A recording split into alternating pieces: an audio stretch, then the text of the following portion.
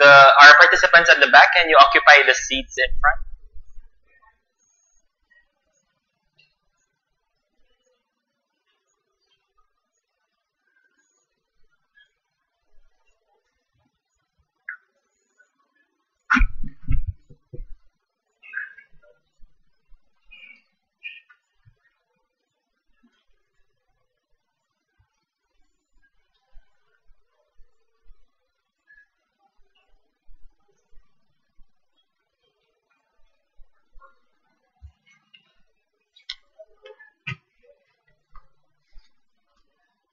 Okay, I think we can start the morning session. Once again, good morning and welcome to Mekong Institute. Welcome to Concan, Thailand. And welcome to the International Symposium on Global Food Safety, Production, Health, and Market. This is once again brought to you by Concan University, Mekong Institute, and the University of Georgia. And as I've mentioned also yesterday, this event would not be possible without the support also of one of our development partners, the New Zealand Aid Program. So let's put our hands together for this organization for bringing us together once again. And we're very, very happy that you came back today because actually yesterday we had very good conversations from the morning. I think the presentations were really interesting, covering a lot of information on food safety, discussing the importance of food safety on different value chains. We discussed partly on horticulture side. We also partly discussed on poultry. We also discussed about seafood, and in the afternoon we also had about dairy. But today our focus would be more on discussing how do we engage the different stakeholders in different issues, addressing issues on food safety. So as I've mentioned also yesterday, we have representatives from the universities. We also have people from the government agencies present today. And of course, it's important also to involve people from the private sector. And I think the best way to really promote food safety is to promote the collaboration between these three key sectors. So before we formally start our program this morning, our panel discussion, I would like to call on our friends from UGA, especially Dean Sam Perdue, because they will be giving our partners some gifts in behalf of the UGA. So I would like to call on first to represent KKU, the Vice President for International Affairs. Can we invite them in front for research? Sorry, Vice. Okay.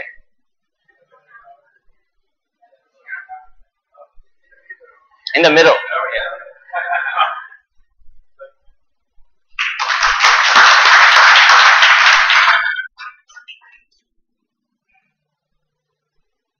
Thank you very much.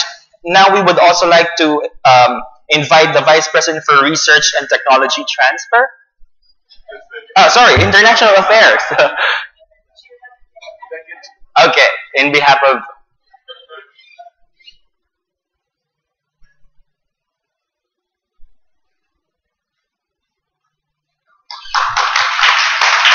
Thank you very much. And lastly, we would like to invite the representative from Mekong Institute.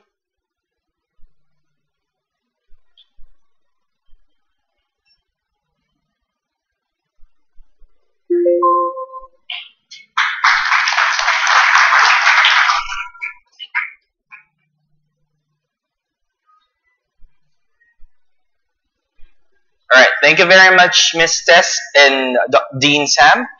So now we move on to the third session of the symposium.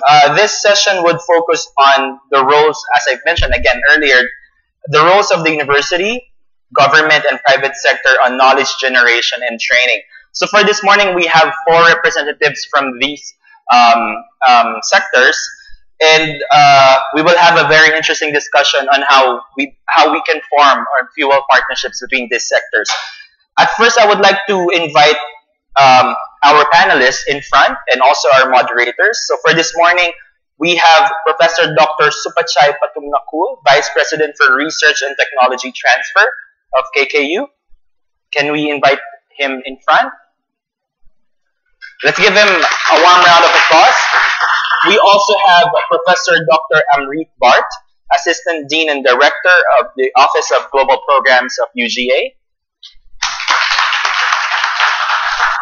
We have Ms. Maria Teresa Medialdia, Director of the Agricultural Development and Commercialization Department of Mekong Institute.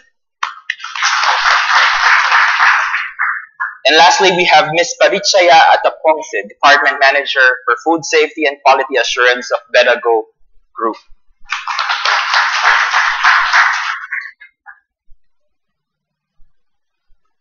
Okay, to moderate this session, we have invited Associate Professor Dr. Monchai Duangjinda, Dean of the Faculty of Agriculture.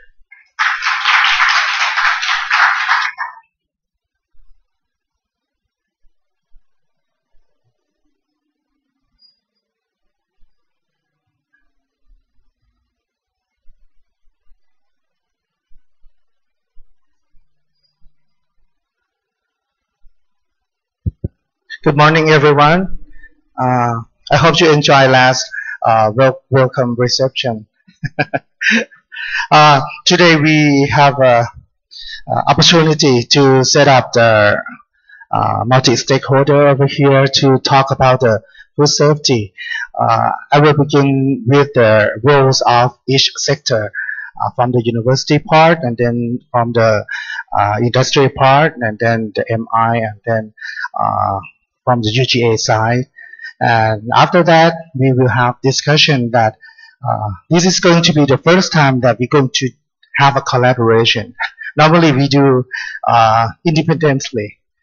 So now I really hope that this symposium going to set up something to make collaborations, and we want some opinions from the floor that what should we start, not only food safety in Thailand, but we're going to talking about the ASEAN, the GMS region. So let me introduce the first speaker today, Professor Supachai Patumnakul, Vice President in Research Affairs. Okay. And then the second one, Professor Dr. Amrit Bart, Assistant Dean and Director, Office of Global Program, University of Georgia. Ms. Maria Teresa, Director, Agriculture Development and Community MI, Mekong Institute. And then Ms. Parichaya Atapong, the Department Manager, Food Safety Quality Assurance, Bedago Group. So we will start from Dr. Supachai.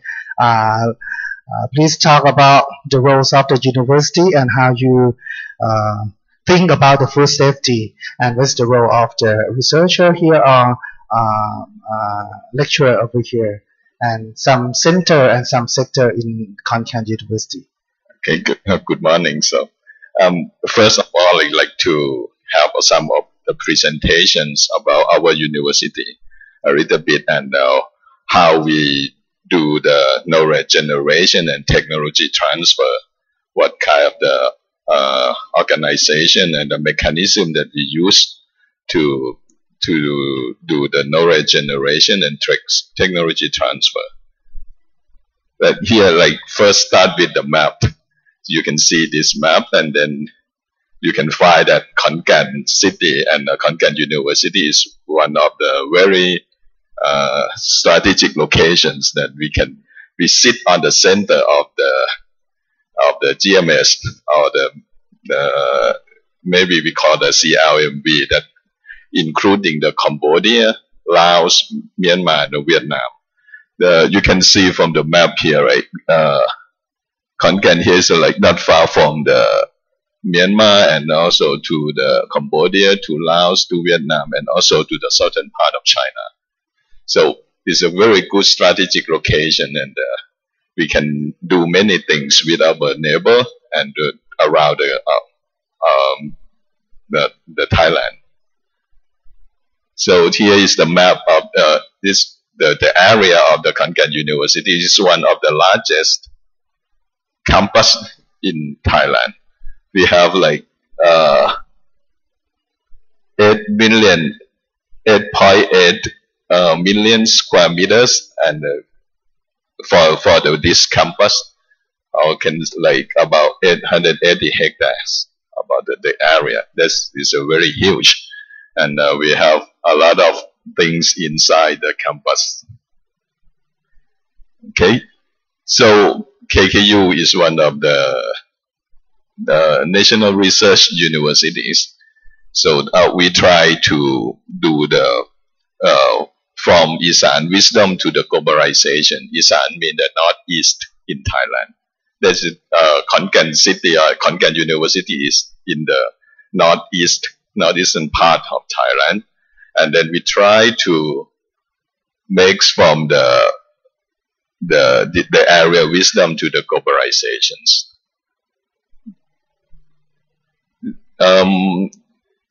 For some informations, we are in KKU. We are one of the 9 national research university in Thailand.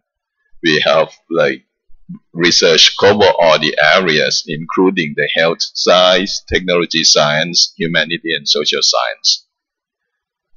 We also have not only the college and the faculties. We have total like 26 faculties and college.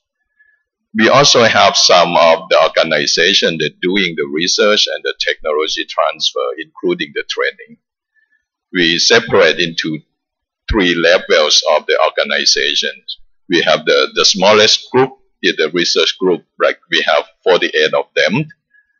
We have 28 of research excellence centers, and the largest one we have the highest level with the research institutes. We have 5 of them here.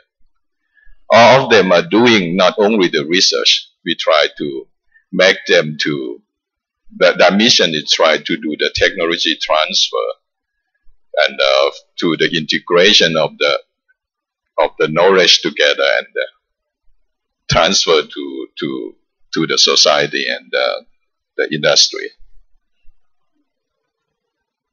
Yeah, what we can say, like we have some kind of the strength here of the research and the technology transfer. Like we have doing a lot in the medicine, public health, and the tropical medicines. We very strong in the agriculture and tropical farming systems. Biodiversity in the Mekong River basins. We also have like some of the strong knowledge in the materials for the energy storage now. We also have like art, culture, society, business, economic, and tourism in the greater Mekong sub-regions. These are the one of like our strength that we are doing now, and try to generate the new knowledge and doing the technology transfer, including the training. So here's some of the research center in the health, in the science and tech. You can see we have variety of the research center, start from the agriculture to the engineering and to the technology, like many kinds of the technology and the engineering we are doing here, including the agriculture and food. So these are the research, some of the example of the research centers in the health side. So like, yeah, we are focusing on the health side that related to the area, including the GMS and the tropical area. You can see here, like we have this are the, for example, for the Diagnostic Center for Emerging Infectious Disease, are focusing on the disease in the area, in the region, including the GMS. These are some examples of the research center in humanity and social science. For the research institutes, we have 5 of them now. Like the first one is the GMS Food, Energy, Water Resource Institute. We have Groundwater Resource Research Institute, cholangiocarcinoma research institute, and the Mekong Health Science and research for the social development. These are the research institutes level. That is the highest level of the research organization in KKU. So now we are doing some challenges, like try to develop more the project and to the CLMV country that to work with the Cambodian, Laos, Myanmar and Vietnam, including and the GMS. We are trying to make ourselves to be the global food valley, then do advanced water management system, bioeconomy and biorefinery for value added to the raw materials, and people well-being projects like the fruit-free projects. Fruit is a kind of worm, it's a tropical worm that affect very much to the people in this region. We try to make the fruit-free project, like maybe in the next 10 years, we are no cholangiocarcinoma in Thailand, in the region. We do the project called the CKD, that is a chronic kidney disease project. Try to reduce the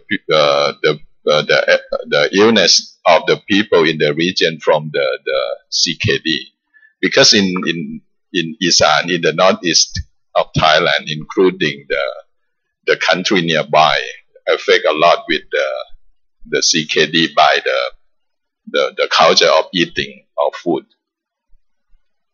So we also have tried to do the elderly care project and palliative care projects.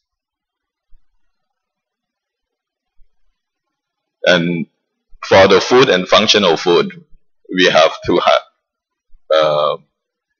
the project that related to the high quality rice production, high quality organic vegetable, and high quality livestock, including fish, chicken, swan, beef, dairy cattle, edible insects.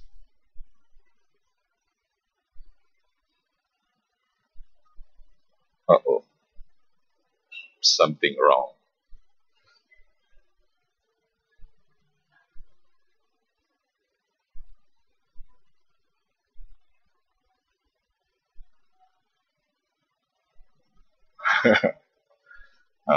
The problem with technology always.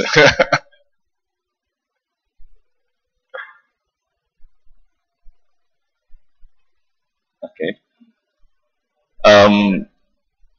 One of the big project that we are going to work on is the bioeconomy related to the sugar cane and cassava. We grow a lot of the sugar cane. Oh, it's come. we grow a lot of sugar cane and cassava here. So one of the big project that government want us to do in the university is try to make the high value products related to the sugar cane and cassava. We want to make value related to these two plants in the bioenergy, biochemical and material, food, and for the animal feed, and biopharma from the sugar cane and cassava.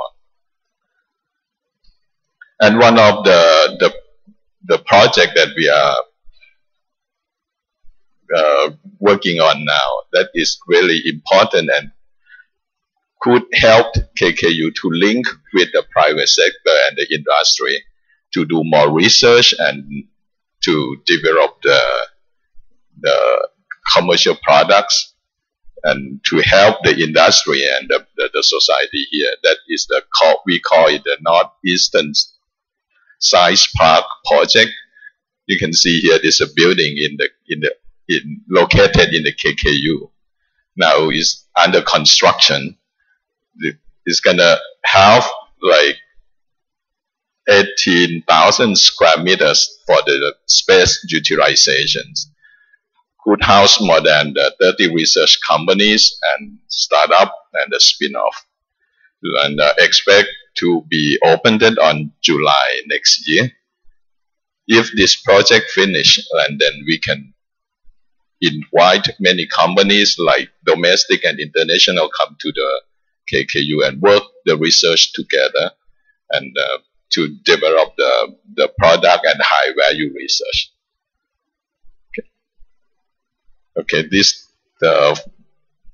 for my presentation, introduction of the KKU and what we are going to do related to the research and the technology transfer, including the agriculture and food. Thank you so much.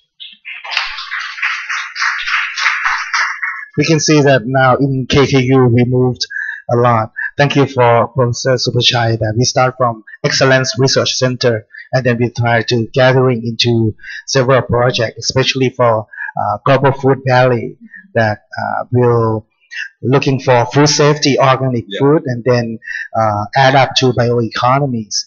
And we don't think only in KKU, but we try to make collaboration for the ASEAN also. If the floor has some more details about Food Valley, Global Food Valley projects and the Science Park project that try to connect with the industry, we can have the questions at the end. The next presentation, I would like to remove a little bit out of the KKU to see the industry.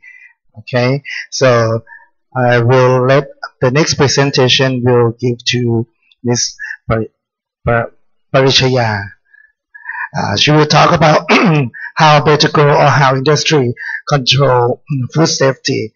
And if you have some more opinion about how we make more food safety outside the industry and have a benefit to our group, please welcome.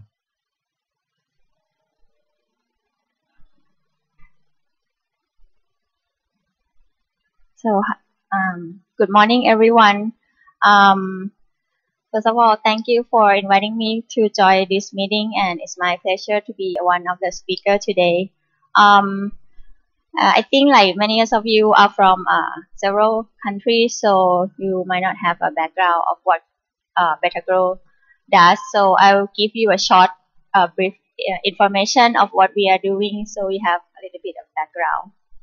So Better Grow is in agro industry business. We are one of the largest food producer in Thailand, particularly in protein-based pork meat, chicken meat, and chicken eggs. We have a fully integrated supply chain operations, start from animal feed and pharmaceutical, livestock farming, including poultry and swine farms. We have a meat processing factory. We have food processing, and we have a wholesale store and a retail store. We also send our product to overseas, such as EU and UK, Japan, and Hong Kong.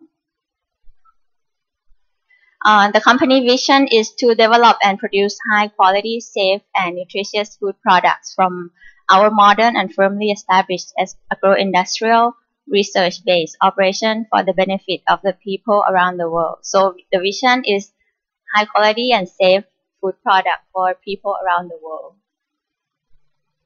And we also have a core value, the company core value, PIPIQ.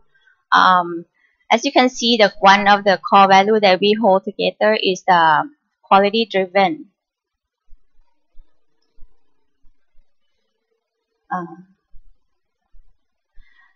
And so, as I mentioned earlier, we have a fully integrated operation. So how can we make sure that all the operations are working under the same standard to deliver the safe and high quality foods?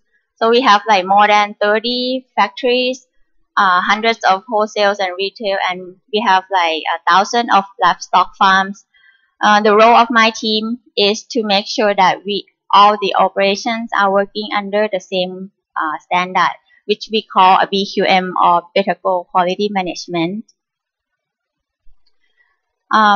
Actually, Better Grow is already comply with all the international standards, including like food safety, food quality, animal welfare or social responsibility or quality management, but why do we need BQM? So the question is BQM concept is different because we does not rely on one inspection or one audit once a year. It's BQM provide consistency 24/7 with daily operation, so we do it every day and monitor on a monthly basis. So this can give the customer the complete assurance throughout our supply chain. And we have tools to help monitor the process 24/7. So we have BQM assessment, we have criteria, and we use a scoring system. These two are used on a regular basis to help monitor the process through self-assessment and also unannounced audit. And there are 5 key aspects of the BQM. Number 1 is the food safety. So food safety is really critical for us because we have to make sure that we produce safe food and high quality to the customer. Number 2 is not only safe food but also high quality product.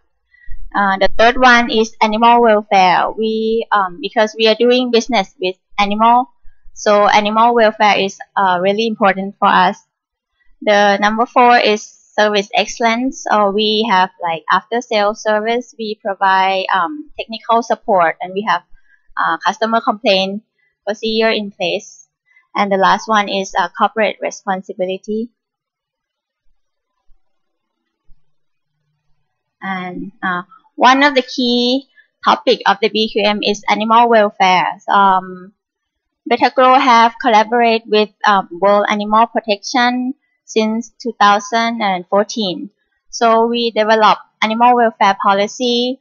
We assess the animal welfare risk and continue to improve the animal welfare practice. And after 3 years of working together with WAP, so we decided to phase out the sour crates, and in 2027, so 10 years from now, our 250,000 sows will be in group housing. So Betagro is actually the first company in Asia Pacific to make this commitment in animal welfare. So as you may realize that a lot of people are concerned about antibiotics resistant bacteria nowadays. Betagro is the first company to earn raised without antibiotic certified by NSF. So our SPL brand chicken are raised in a way that to optimize to maintain the optimal health and without any use of antibiotics. We also implement the traceability system using QR code. So when the customer scan the QR code on the packaging using any smartphone application that can read QR code, so the information of the product will come up. Not only the information of the product, but also the farm location, the picture of the farm, the picture of the farm owner, or even the picture of the veterinarian, and the location and the picture of the slaughterhouse will come up too. We also provide the recipe, like how you can cook the product, or the RDI recommended daily intake, all the certification that the plant is certified. So we actually is the first company to have full traceability for the food product in Asia, Southeast Asia. So this is what we have in terms of food safety right now. But we actually don't focus only on ourselves. We would like to expand our knowledge to our business partner, including like our supplier or our customer. We would like to help them to have a better food safety management, and we actually our goal is to make the public, general people health to be to have a better health or and well-being. This is what we have in terms of food safety and better growth. Thank you. Thank you for Ms. Parishaya. We can see that how Better Grow did, and Better Grow is long friends with KKU and Faculty of Agriculture. There are some company that work for like a mass production to reduce the cost, but Better Grow not. So every product of Better Grow is not cheap because you buy the value, you buy the safety. SPL, we have some SPL sale in our agro outlet, and we found that it's very popular because there are some guarantee that no antibiotics, but the cost is higher. I discussed with her because if the animals doesn't feel well, we have to remove out. So the cost, that's why it's higher. It's higher. So very interesting, and we will have some more questions after this. We go beyond a little bit from the trader, go to Mekong Institute. I would like you to share what are you doing now in terms of food safety and the policy of the Mekong Institute, that how we promote the food safety in around GMS region. Thank you, Dr. Manchai, and good morning, everyone. I think I should introduce Mekong Institute because in my PowerPoint presentation, I actually did not talk about the organization. So Mekong Institute has been in existence for the past 21 years. Our executive director mentioned that yesterday. So we are an intergovernmental organization. So we are actually owned by the 6 countries comprising the Greater Mekong Subregion: Cambodia, Laos, Myanmar, Thailand, Vietnam, and 2 autonomous regions in China. The 2 provinces that are actually having the Mekong River on the border. So crossing the 2 provinces. So that's why it's called Greater Mekong Subregion. And this term actually was coined or was given by Asian Development Bank when they tried to promote the development of the region by having this 6 countries together, aside from the ASEAN, which is the Association of Southeast Asian Nations. Because before we only have 6 countries, but now all the 6 countries, I don't know if everyone knows, we have Philippines, Thailand, Malaysia, Singapore, Indonesia, and Brunei. These are the founding members of the Association of Southeast Asian Nations. And very recently, in the late 1900s or early 2000, Cambodia, Laos, Myanmar, and Vietnam joined the Association of Southeast Asian Nations. But they always have the problem of trying to bridge the development gap, so to narrow the development gap. So Asian Development Bank decided to have another group aside from the other 6 countries. So yeah. So we are working with the Greater Mekong Subregion. As I said earlier, we are owned by the 6 countries. We are actually mandated to provide capacity development activities for CLMV and Thailand and China's nationals. So that is basically what Mekong Institute does. So for our activities, we basically organize training programs. We have conducted and manage a lot of training programs for the past 21 years. So we have a lot of alumni already.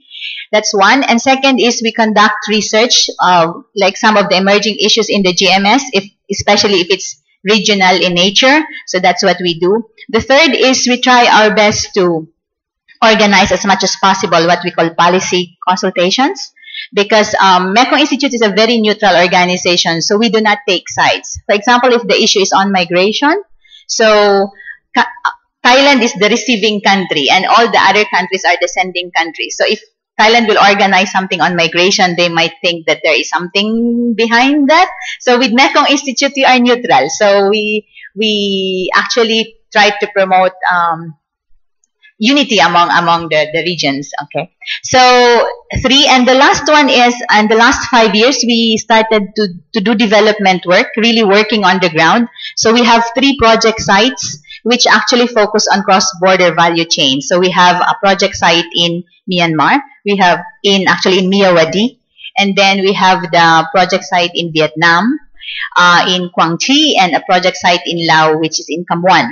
So basically, we are trying to promote cross-border value chain along the East-West Economic Corridor. So we have that. So those are the basic, the major, those are the activities that Mekong Institute does. And we have 3 thematic areas. One is agricultural development and commercialization. Second is trade and investment facilitation. And the last one is on innovation and technological connectivity. So these are the three thematic areas of Mekong Institute.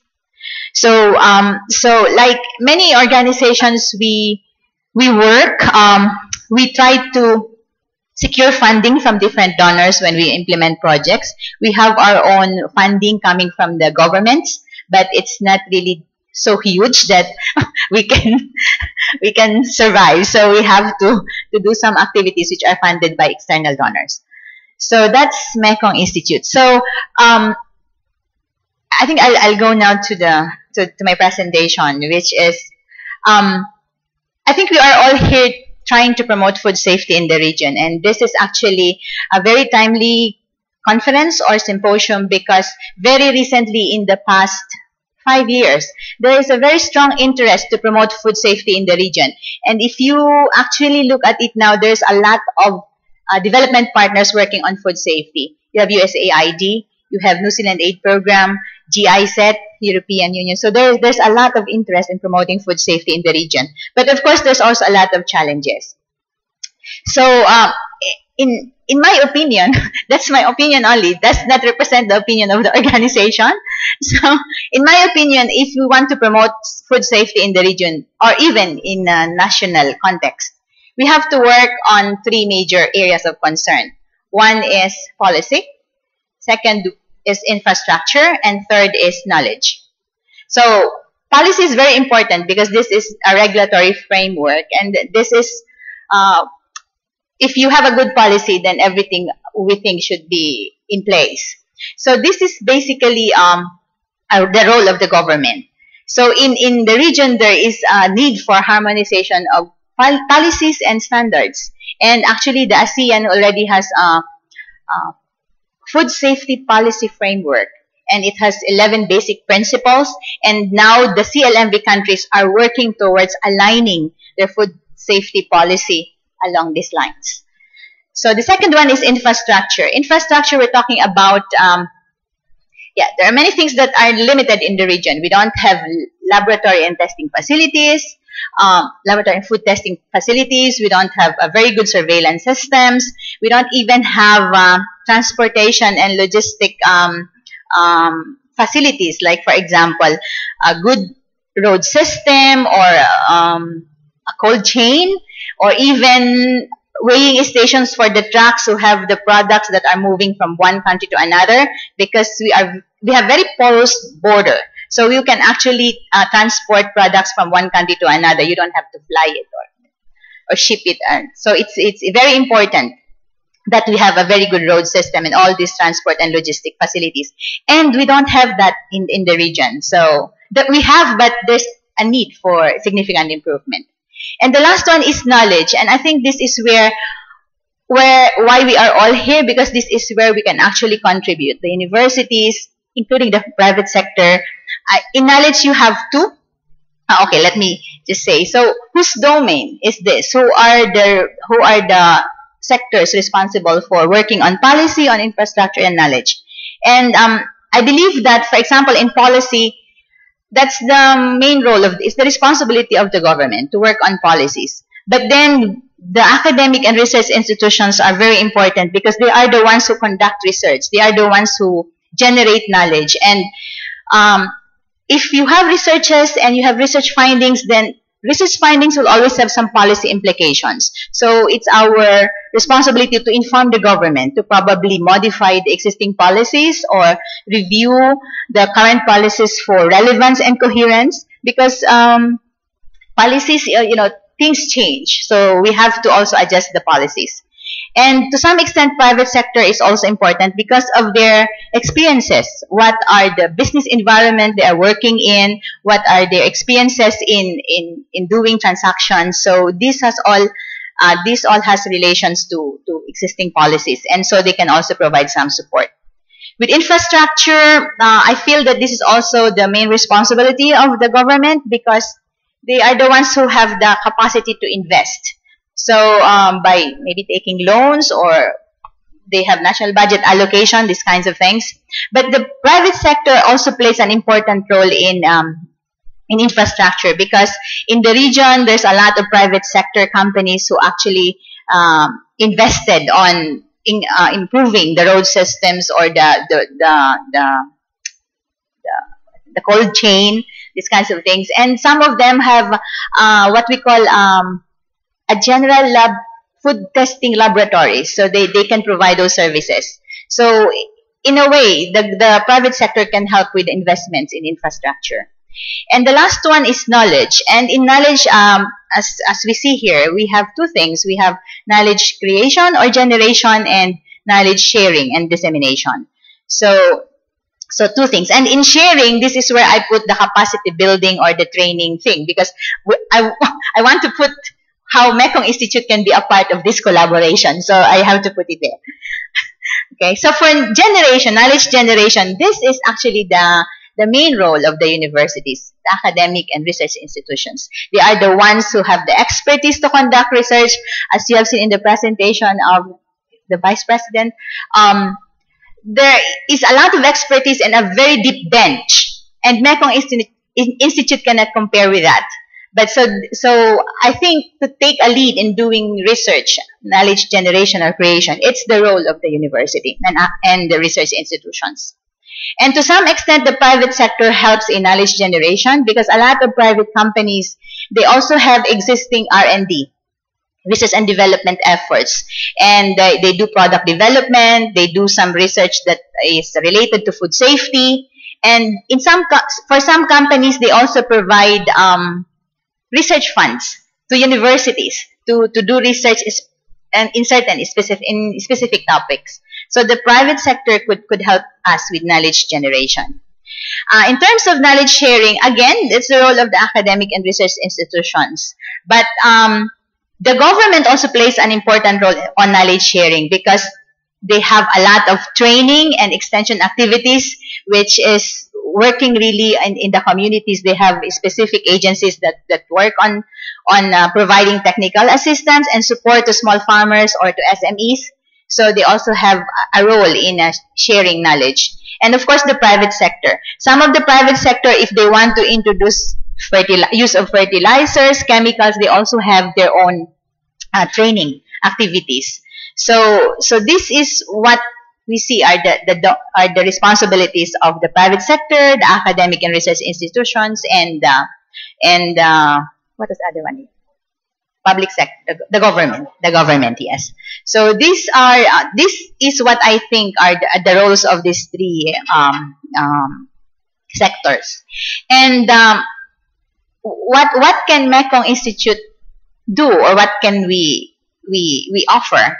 So in last night when I was thinking about this, in terms of knowledge sharing or knowledge generation or even training, we think that if we want to have a more effective, if we'd like to address food safety in the region or even in national context, it's probably good to establish or strengthen research and extension network focusing only on food safety related topics. There's a lot of research and extension network in the region, but they cover a wide array of topics, environment to development to energy, so a lot of things. But maybe we can come up with a research an extension or development network that will just focus on food safety related topics.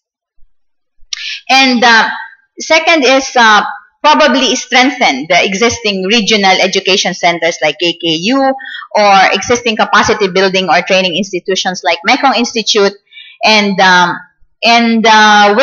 try to promote working together in some of the activities, especially if you want to address food safety within the regional context. And last is, this is I think very important, to develop an information sharing platform to facilitate exchange of information related to food safety, probably identify some business opportunities, and really look at who can be our investment partners. So when I say information sharing platform, this can be done with many different activities. Like, for example, we can have a food safety database for the region, or we can organize a lot of conferences for just to increase awareness about the importance of food safety. And this is, I think, where the academic and research institutions play a very important role. So, what can Mekong Institute offer? What can we offer? And why are we part of this exercise? And we would like to thank, of course, Konkan University for making us a part of this important activity. Well, I think actually this is started because at the moment Mekong Institute is implementing a project which is funded by New Zealand Aid Program. It's a food safety project, but the focus really is to promote food safety along the value chain. But the design of the project is focusing mostly on offering training programs. And sometimes, training programs is not enough. We can train all the people, but if they do not apply or they do not adopt the knowledge that they have learned, it's actually meaningless.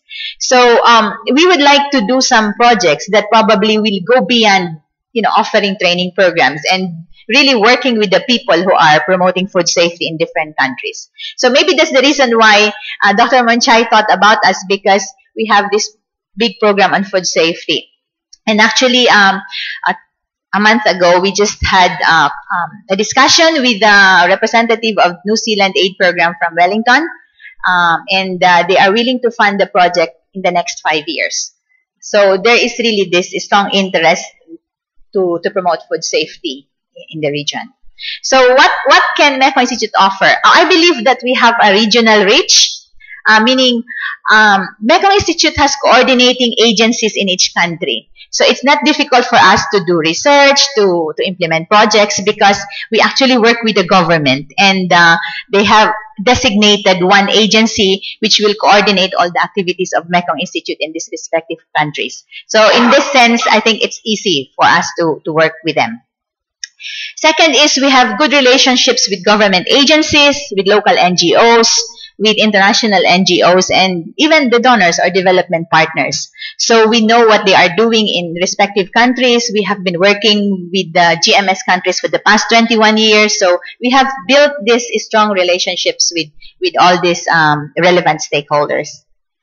And we have been in existence for the past 21 years, so we have implemented a lot of projects.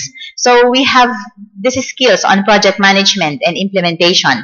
Plus, because if normally our projects are regional in nature, so we also have coordination skills.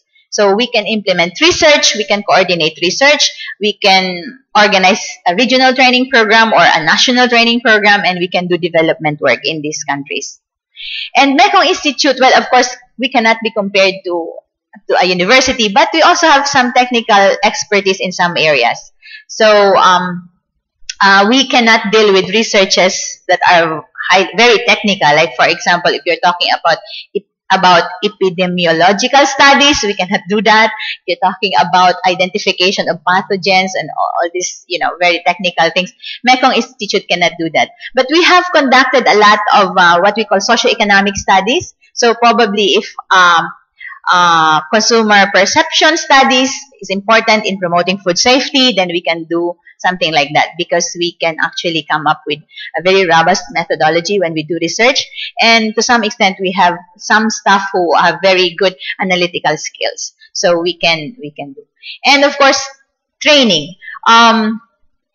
There are some staff in the in Mekong Institute who had been training participants for a long time. So we already have this, I would say, the expertise in providing training programs.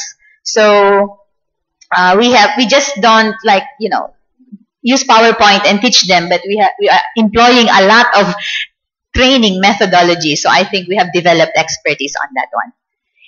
And of course, training organization and management. We have organized thousands of trainings, so I think we should be able to do this well.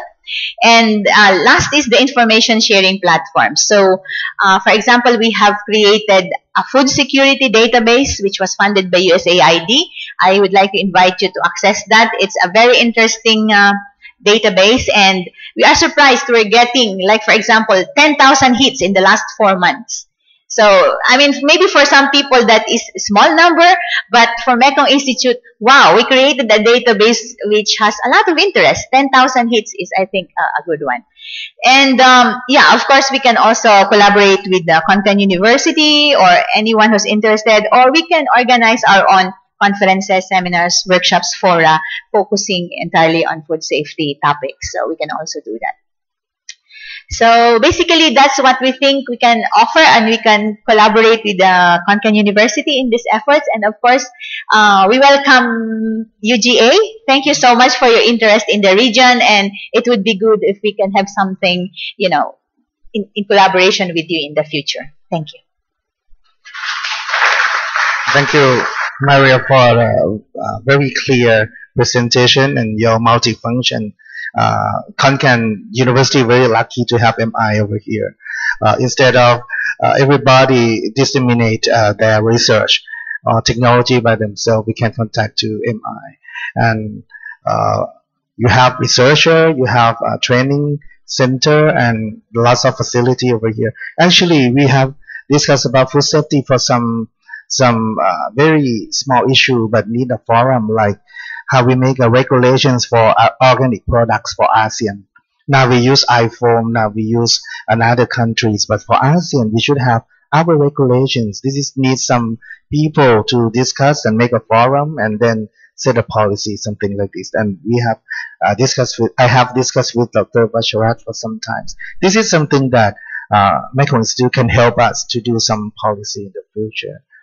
Next, we will go on to western side, the United States. I'm sure that you are very advanced in food safety now. Maybe Professor Amarit will talk about before you come over here so far. I'm sure that food safety is like ASEAN country. How you develop on that time? Is request from the customer or from the government policy, and then now how you people talking about the food safety, how UGA are concerned about the food safety and what should be the future, the roles of the UGA. I heard that you have many outreach to another countries. How you think about the outreach to Thailand or ASEAN country in terms of the food safety?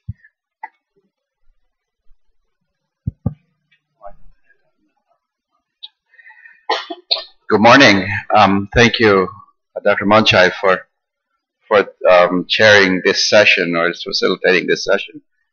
I'm going to give you a little bit of a break from PowerPoint, so I'm going to talk a little bit more freely without having to focus on the technology a little bit. What I want to discuss today is a little bit about what we do at the University of Georgia and about the University of Georgia, although you've been hearing a lot from all five of us about what we do and what our expertise and what our goals and interests are. But I will provide a little bit more detail on what we do.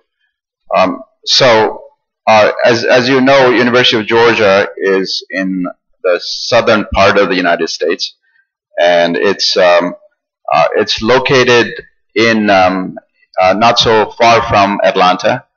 And Atlanta also is the home for Center for Disease Control, and that's a very important partner to have, being close to us, and we obviously work closely with CDC, a number of different areas. We have a School of Public Health as well at the University of Georgia, so having CDC close by avails a lot of expertise and collaboration. So we also have a very strong, full-fledged Department of Food Science and Technology, and under which we have Center for Food Safety located or housed. And so this is one of the nationally recognized program, probably one of the better programs we have in the country. I think we're always ranked number 3 or 2, depending on who is doing the ranking. But that's because of a number of things. One is the technical research capacity that we have in a range of food technology and food safety related topics, and also our outreach, our extension with both private sector and also other stakeholders. So our model is a little bit different at the Center for Food Safety. We are of the thought that the private sector is the consumer of our research and the policy, and so private sector should contribute to some extent the research and development that we do. And so Center for Food Safety, we have the director here who perhaps maybe had already indicated some of this in his presentation, receives quite a bit of its funding to do research from the private sector entity. And that's not very common in many of the other institutions because much of that resources comes from public funds. And so we have a board that's composed of private sector representatives. They pay a fee to be part of this consortium, and they kind of set the research agenda. They don't pick the topics, they don't pick the research projects, but they provide some guidance saying that these issues are important to us. And as Dr. Francisco can correct me if I am not clear, but the point of this is that it's very important that our stakeholders decide on what type of research we do, because ultimately they are the consumers of that knowledge and information. So we're very proud of our Center for Food Safety, and many other organizations and in other countries are seeing the value of private sector being engaged in setting a research agenda.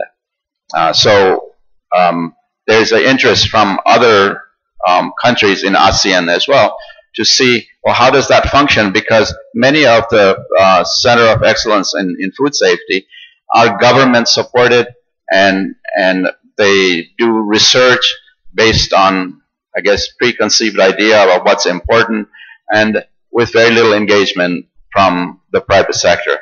And as a result, I think that the information that's coming out are either not trusted or not as relevant. And then so having that, and also part of the issue is the sustainability. Doing many of this research requires funding, and private sector seems to, as they become more important, as food safety becomes more important issue, that they then invest on those research topics. And as long as they provide funding to carry out those research, then it's more sustainable in that respect. So we think that that's a very good model, one that may be worth replicating elsewhere. And so we have had interest from a number of other different organizations to look at our Center for Food Safety. Our Department of Food Science and Technology also does a number of other things, including, of course, the degree training, and also training in HACCP or other related kind of areas where private sector come and participate. So these are more of a kind of demand-driven type of trainings that's done. In terms of the engaging in Southeast Asia, or in terms of engaging outside, we really don't have that sort of focus, the knowledge that's generated at the university are knowledge that's relevant to science and which then feeds into policy, then that is extended beyond national borders, and we expect that to happen naturally. But the other things that we do, I guess, as a tripartite mission of the university, extending knowledge is important to the university. So we have extension and outreach programs, and one of the things we do, I think I mentioned yesterday, we have this series of mini summit ways to disseminate research that's done at the university. And I explained the China Mini Summit program yesterday a little bit. And also we have been running these series of lectures in which somebody basically thought leaders in food safety come to the campus, and we invite them to sit and present some ideas and information, and which then results in some actionable activities. And so we have initiated that sort of lecture series in the campus. So we have various stakeholders coming to listen to those. Generally, our focus countries in food safety and this area has been, of course, Indonesia. We've done some work in China through mini summit mechanisms. We have had some collaboration, not necessarily our college, but School of Public Health has been doing a lot of work in Brazil, and of course we're now interested in Thailand. So part of engaging here is a way for us to explore in what way we can more meaningfully contribute to Thailand's goals and missions in moving forward on food safety and food technology areas. I mentioned that we work closely, or we have association with Food and Drug Administration. They work closely with us. We have USDA presence in our campus, so they're integral part of our campus environment. So we draw on a lot of resources: CDC, FDA, USDA. They're all part of our family, and we work closely together with them. What do we offer in terms of our outreach efforts? We provide technical expertise, and you saw, as you heard presentations in the last day, the technical expertise are in wide range of areas, from seafood to poultry to beef and dairy. So we have wide range of expertise in food safety related matters. We share research findings through various mechanisms, and we also are involved in, again, the capacity development through sharing of our knowledge and sharing of our experiences to the general and greater public. So that's kind of more or less what we do, and it is my I guess personal opinion that role of the university must be knowledge generation through research, training of trainers or training of those that are going to go out and disseminate, and then making sure that whatever is being promoted is adopted and accepted, and if not, bringing back and doing additional research to make sure that what we do is relevant to the greater arena outside. And it's very good model to promote food safety and enhance university at the same time.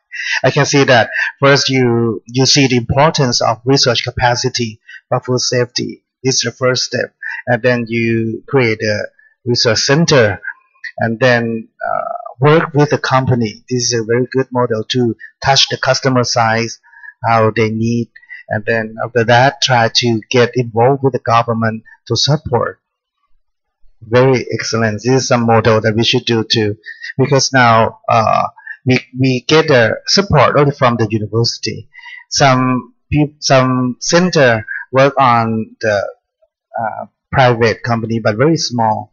But we can see that in the United States, you work with the companies, because if you want to work with the customer, you touch with the company, something like this. Before go to the forum, I think I will have some question for the second round, because we have some times. I will start with Professor Supachai, that after we see that how you are going to get our research center, science park, and some policy to push up or enhance the food safety. It can be research or dissemination, something like that, for the ASEAN country. For like in KKU, we actually we do a lot of the research related to the agriculture and food, including the food safety. If you can see, like from the research center and to the research group and the research institute, we have a lot of research organization that work with agriculture and food, especially for like the functional food, and also including the food safety. Now we are going to get the big project from the government, and including the big private sector, to do some of the functional food related to the medical food. And we try to make like the research in this area, and using the material in the regions. And we are going to have one of the center that we call the International Training Center, try to make to distribute the knowledge of the university to the other country, and also in Thailand. So we have many like mechanisms that try to do this. We focus on the research and use the result of the research, and do the training, and contribute the knowledge to the other country and the society. And I heard that university like to set up the multi-faculties research center instead of research center within the faculties, like that. After we visited, can you give more details? Oh, like you say, like after we visit the Tsukuba University in Japan, we just visited like 2 weeks ago, and we have planned to do the how to call multifunctional like to do the faculty that integrated the knowledge from the many areas related to the life science, including the food and the functional food, like to integrate the research and the faculties together, to be one of the new college, because a new college that related, that working for the integrations of the life science. Maybe this you can tell more the detail. Maybe this happened to like European country and West, like United States, for a long time. It's very new for Thailand. Like you're going to have like dean from medical school, dean from agriculture, pharmaceutical and technology, discuss and talk, and then what are we going to do? And we concerned about the safety food and functional food, and then we should have the big labs to take care from genomics, transcriptomics, metabolomics until microbiomics, and then we have development side to make the medical food, like to get a pharmaceutical nutrient, like we will get the expertise from pharmaceutical school, and then technology for food development, and be concerned about medical food. To make a food is easier than drugs or medicine. So and in Thailand, when you say functional food, not many regulations compared to you go to make medicine, something like that. And medical food can be fresh food. This is very important for agriculture. Like this. I have a name of the new, maybe the new research institute or the faculty, maybe like we are going to call it the human high performance and health promotions. That is going to be like maybe the new faculty or the research institute that like have the multidisciplinary of the research and the knowledge together, including the food and the food safety insights. It's going to big move. Going to be the big move of KKU. The next question, I will go to the company. The first small question: somebody, especially in Thailand, believe that the export products has higher quality compared to the products that you sell in here. And this is a very small question: is true or not true, and why? And then the second one is, if we want to promote trader to trader around ASEAN, or from farm of our country to table of another country, what should we prepare in terms of the industry?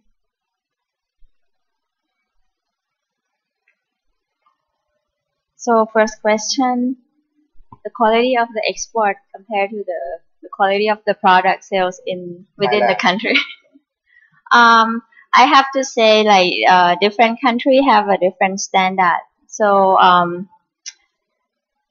it's hard to say which one is better. But basically, our product complies with all the customer country, like if we sell to the EU, it complies to the EU regulation. If we sell in Thailand, it also complies to the Thai regulation. So actually, it's the same process. We produce in the same factory. It's from the same farms. Actually, SPR is not for export. It's for sale in Thailand. Yeah. So it can say that the product that sells in Thailand have less quality than the product that was export. So it's for my opinion, it's not true for better growth standpoint. And the second question is, if we want to promote trader to trader, or from farm of this country to table of another country, what should we prepare in terms of the regulations, in terms of supply chain? What should we have? How industry can enhance us or help this project to happen? Basically, from farm, at least they have to comply with at least farm good agriculture practice, or at least like the formal standard first, and then that at the Better Grow, what we do is like we have to look at the regulation of the export country of what we are looking for, and we have to make sure that all the products and all the process, all the raw material are complies with the export. The overseas country. Yeah, actually, this is a good start. I have been meet some people in another country like Cambodia or Vietnam. Actually, they are invested by Thai people a lot in terms of hotel and many things. They need organic products. They need GAP products that you said, and around our neighbor. In terms of GAP, maybe they don't understand, and some people say it's so hard, but actually it's not that hard because it's the basic of the beginning of the food safety from the farm, and then if you can help them about in terms of traceability, so we can trace along with the new technology, something like this. Yes. Okay, very great. So it's possible. And after we have a very good transportation, so maybe we can transfer organic products or fresh food products or food safety product around ASEAN very easily. So I think we can see it in not many long times because everybody concerned about health. So that's why we require food safety. The next question may go to the strategic location.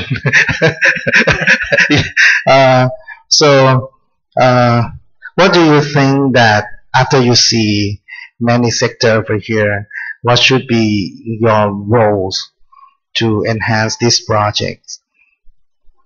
Yeah. We can be a part of this project in many capacity. We can be the coordinating organization. So we become your link to these different countries, especially if the research that you are planning to do is regional in nature. We can also be part of the research team if it's a research, if we have the expertise that are needed in your research I program. mean, if everybody, some countries maybe think about comparison research, comparative country, something like this can come to you and discuss. Yes. And Yeah, we can do comparative studies. That's right. Yes. because I have in the beginning seems like you're concerned about how to make farmers around this region to be smart farmers, to be more technology.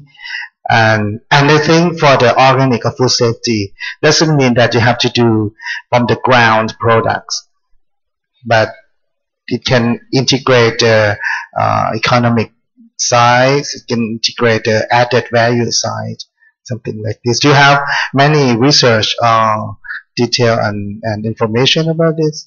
No, not very many research, but for example, we have done research on the food safety situation in Cambodia, Laos, Myanmar, and Vietnam.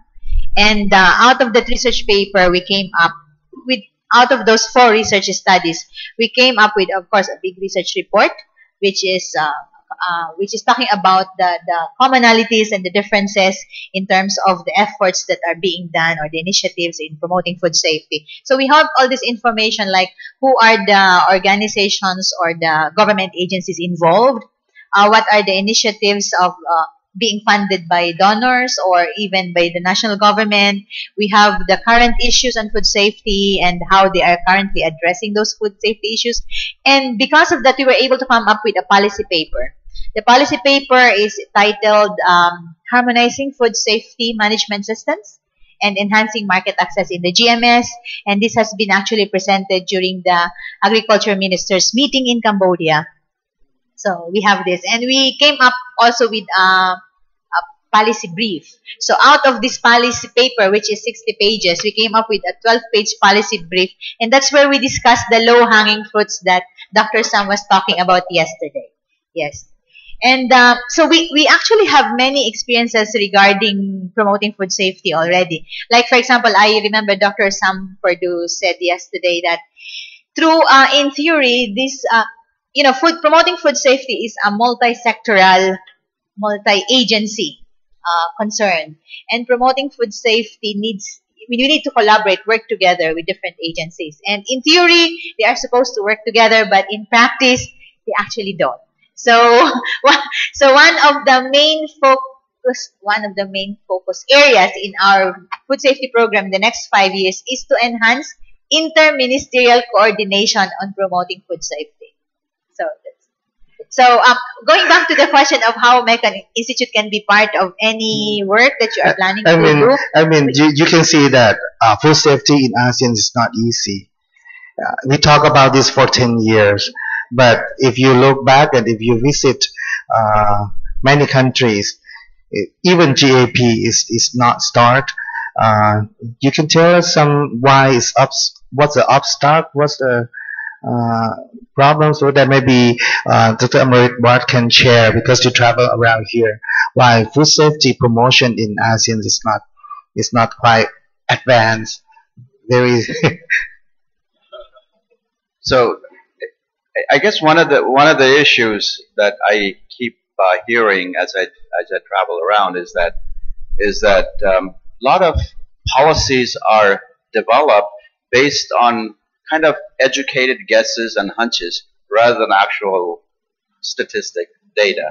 And then so I think one of the things that we probably need to try to do is to try to do a credible series of studies whether it's socio-economic studies or epidemiological studies or whatever type of studies are needed.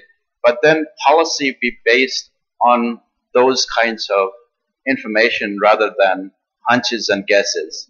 And also be tested. In other words, if we say, well, it should be the limit for PCBs or whatever, it should be this, then it ought to be tested to be sure that that's reasonable and it makes sense. So setting standards or setting guidelines ought to be backed by a set of research or studies behind it.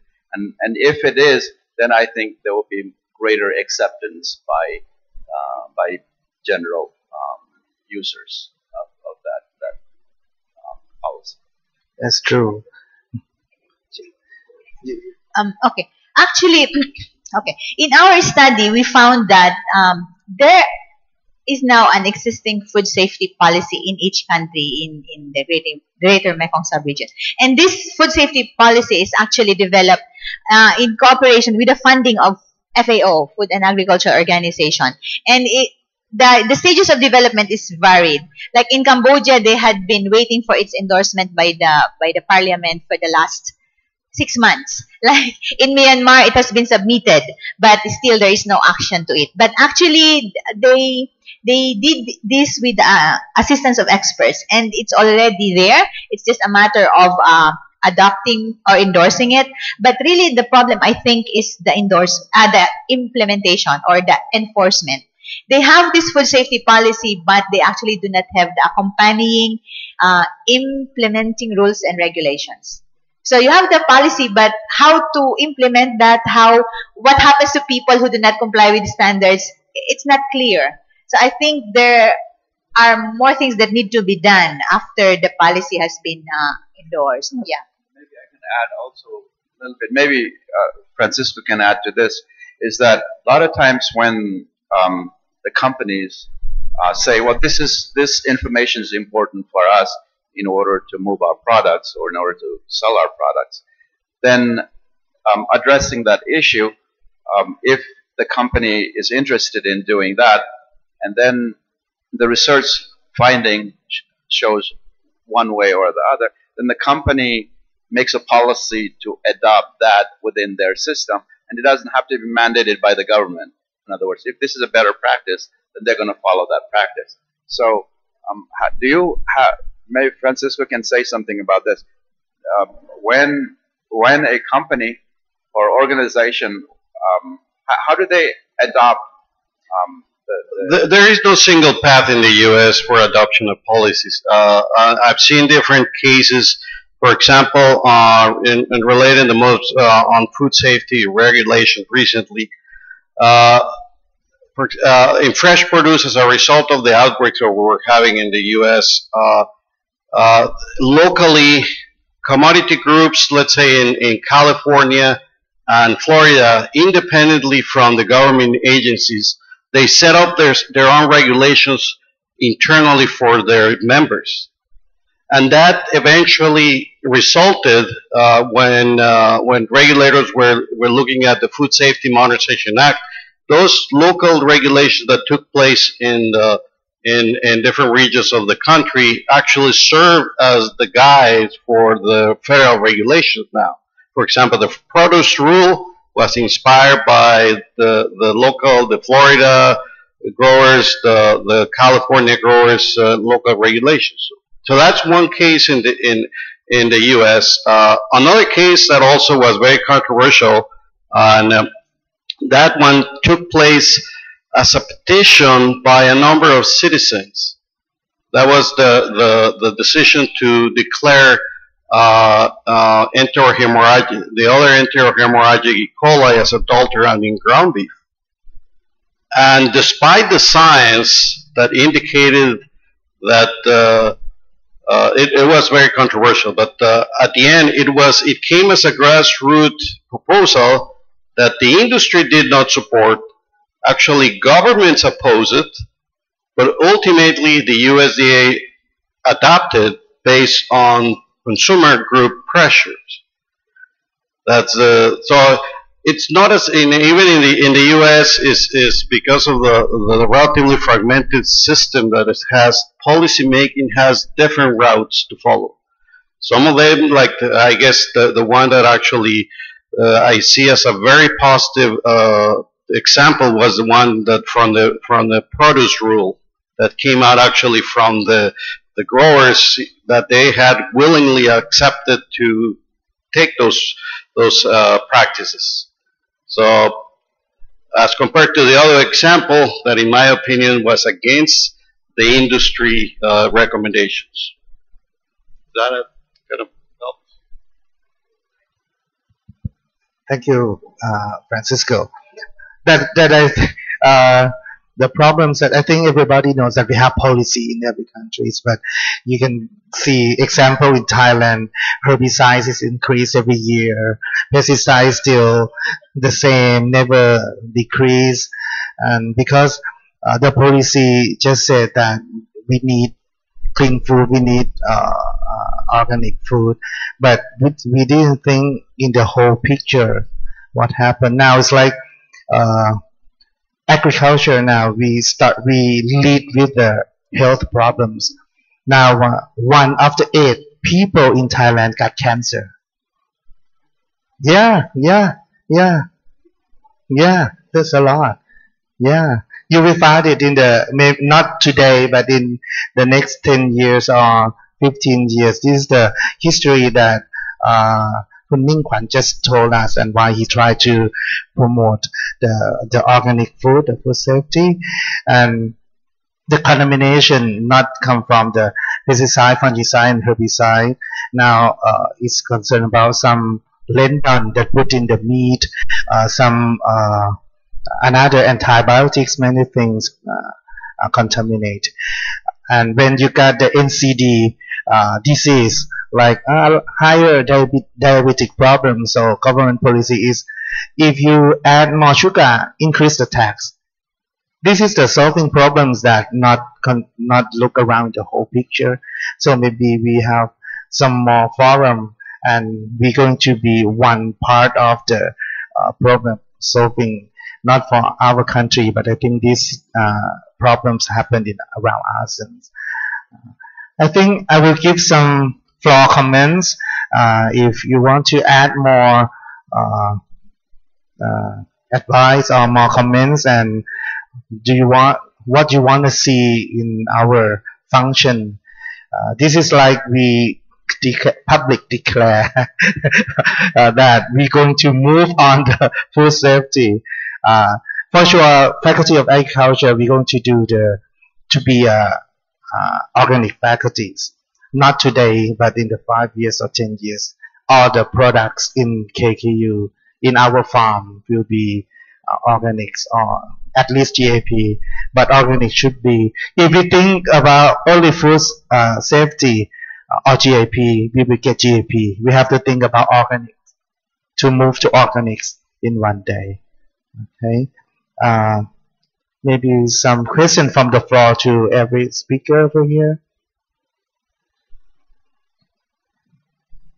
Okay, on the back.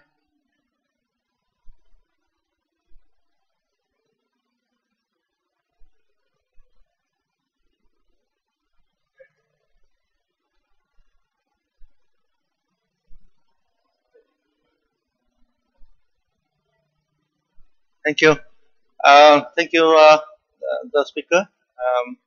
Actually, I have more, social background. So my question is regarding technical. So it could be very easy, simple to you, but important to me. My question for beta grow is that I wonder how could you, or what is the most important chicken raising practice that you adopt so that your chicken can survive without antibiotic. Because I have very huge experience with working on chicken in our project, that even with very careful antibiotic, but after 1 year,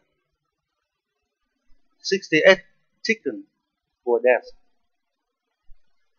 So I just wonder how could you manage your chicken without antibiotic? Just tell me one, so that I can learn from you.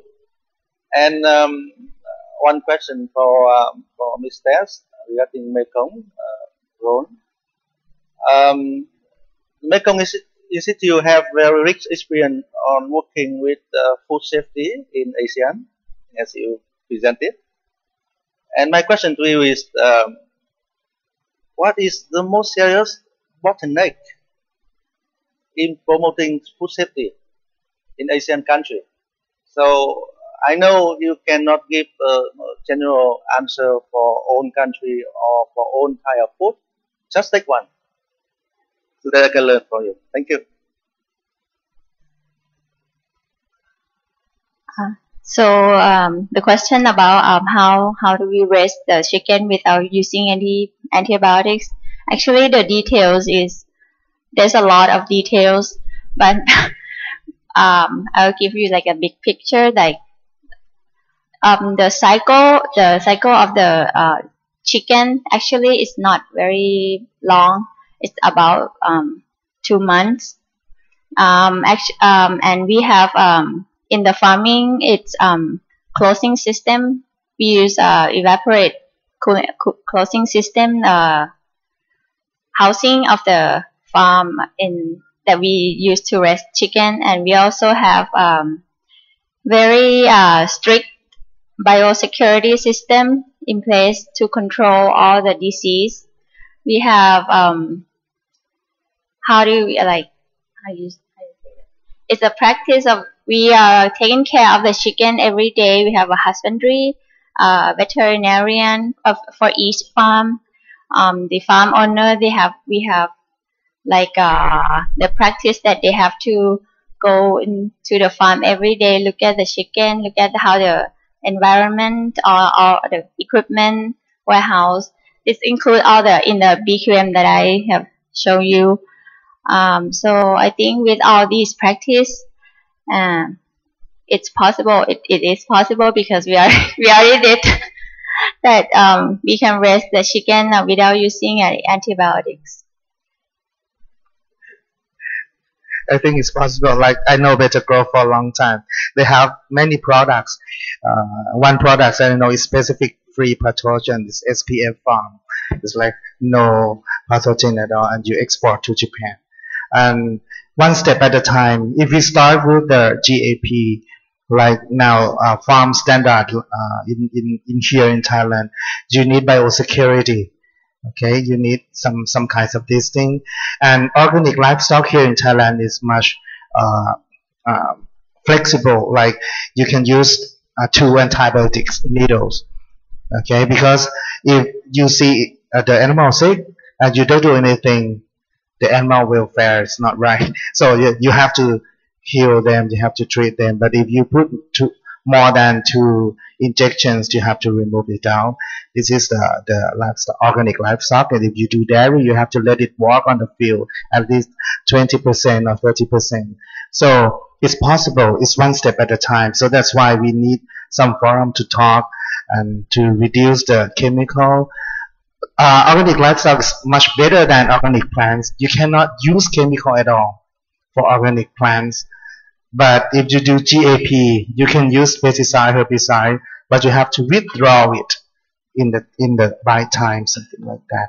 At least it's much better than don't do anything. So we start one step at a time. It should be better. More question? Okay, let me answer Dr. Hoy's question on. It's fine. Yeah, let me answer Dr. Hoy's question on what do I think is the most important barrier to promoting food safety in the ASEAN. Okay, I cannot talk about ASEAN. We only did the research in CLMV, so I'm going to talk about these 4 countries. Again, my opinion, I think it's really the political will. So there are many things that a country focuses on, and if promoting food safety is not one of the specific country's priorities, then there's not much it's going to happen on promoting food safety. So it has to be the desire or the interest of the country to promote food safety. Because if it's there, then it's, like attract donors, because that's your national agenda, one of your focus areas. So you can attract funding for that. So political will. Second is we need to do more on enhancing consumer awareness on the importance of food safety, because it's like this. It's always the demand. The farmers would say, why do I need to adapt good agricultural practices? It's so difficult. All those the difficulty is actually the recording system, because to be certified a GAP farmer, you must adapt all this. Actually, we have 86 recommended set of practices, and then they have to monitor that you are doing that. But most especially, you have to have a record about the things that you do. And for small farmers, they don't want to record everything that they do. So that's why. So that's one of the problems. And they say that, why do I need to do that? I can sell my products in the market. I do GAP. I am not adequately rewarded for it. I don't get a premium price. If you do organic products, you get a premium price. If you adopt GAP, you don't. You see, so no one wants to do it. I mean, for the farmers, for the small farmers. For the SMEs, those who are processing agricultural products, they say, why do I need to invest in a food safety management system? It's not actually cheap. It's very expensive. To get, for example, GMP, Good Manufacturing Practices certification, you need at least $5,000. And for a small and medium enterprises, this is a huge amount of money. And they say, for what? Because when you see my product in the supermarket, the consumers buy it. Do they look for HACCP certificate or GMP? They don't. So if there's no demand for it and there's no incentive to do it, it's gonna be hard. But those are some of the problems. But let us not discount the fact that there are small initiatives that also create impact. For example, in Thailand, I know that there is a big project on, the street vendors, because we have this culture to eat on the roadsides. There's a lot of small restaurants.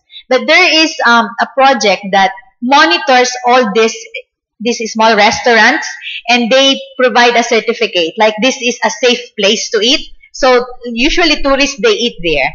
So if they monitor, the government monitors it, and you don't follow whatever it is that they want you to follow, they remove that sticker. So I think this is one of those small things, but it helps. And I think also food safety, it's very cultural. Like, I always tell the food safety team, project team, I tell them, let's start with the kids, with the children. Because if you ask, just washing their hands or handling their food safely, if the children would know that, they're actually the ones who will tell their parents. So if we grew up in an environment where we don't pay too much attention to how the food is handled, that everything is okay, that we can consume whatever is there in the market, then nothing is going to change. But there are many things that we can do. Consumer awareness is very important. Food safety is a big issue, and healthy foods is a big issue too. That's why I concern together, because we have many safety food in the convenience store, but it's not healthy. So I think it should be closed for this session. We can have more discussion in the coffee break. Thank you for Dr. Supachai, Dr. Merit, Ms. Melissa, and Ms. Parishia. So thank you very much for the floor. Thank you. Hello, thank you very much, Dr. Manchai, and thank you very much for our distinguished speakers. We will have a very short coffee break for 15 minutes, and hopefully you come back here at this clock at 11 o'clock. And thank you very much. And let's give them one